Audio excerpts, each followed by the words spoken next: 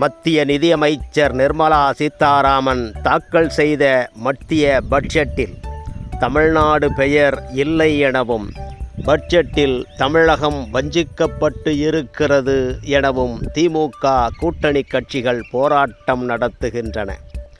பட்ஜெட்டில் தமிழகத்திற்கு அதிக நன்மை கிடைத்திருக்கிறது என பாஜக கூட்டணி கட்சிகள் பிரச்சாரம் செய்கின்றன.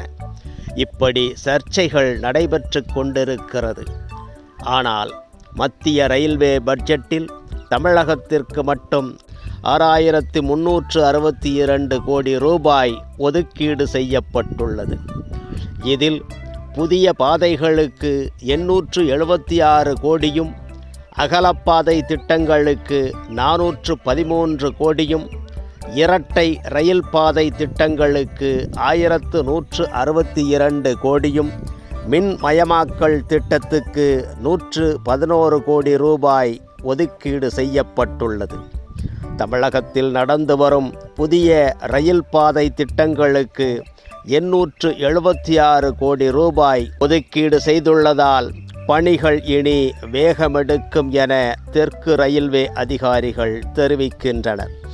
திண்டிவனம் திருவண்ணாமலை புதிய ரயில் பாதை திட்டத்திற்கு 100 கோடி ரூபாயும், திண்டிவனம் நகரி ரயில் பாதை திட்டத்திற்கு 350 கோடி ரூபாயும், அத்திப்பட்டு புத்தூர் ரயில் பாதை திட்டத்திற்கு 50 கோடி ரூபாயும், ஈரோடு பழனி ரயில் பாதை திட்டத்திற்கு 100 கோடியும், மாமல்லபுரம் புதுச்சேரி கடலூர் ரயில் பாதை திட்டத்திற்கு 25 கோடி ரூபாயும், மதுரை தூத்துக்குடி புதிய ரயில் பாதை திட்டத்திற்கு 100 கோடி ரூபாயும், ஸ்ரீபெரும்புதூர் இருங்காட்டுக்கோட்டை கூடுவாஞ்சேரி ரயில் பாதை திட்டத்திற்கு 25 கோடி ரூபாயும், மொரப்பூர் தருமபுரி ரயில் பாதை திட்டத்திற்கு 115 கோடி ரூபாய் என ஒதுக்கீடு செய்யப்பட்டுள்ளது.